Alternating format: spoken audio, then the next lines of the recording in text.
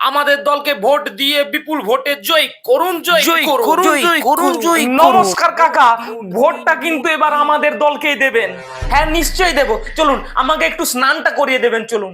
আরে আমার বাগানে জল দেওয়া বাকি আছে, উনি আগে আমার বাগানে জল দেবেন, তারপর অন্য কাজ। না না, আগে আমার চুল দাড়িটা কেটে দেবেন, চলুন।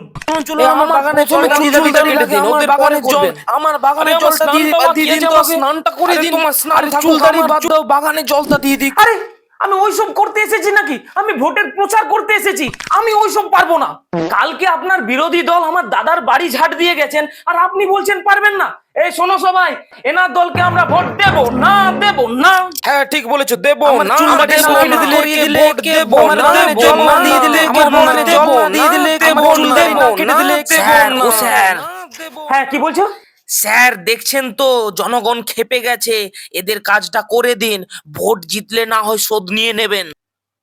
হ্যাঁ ঠিক আছে, কার কি করতে হবে বলুন। আরে আমার বাগানে জল, আমার স্নানটা করিয়ে দিবেন।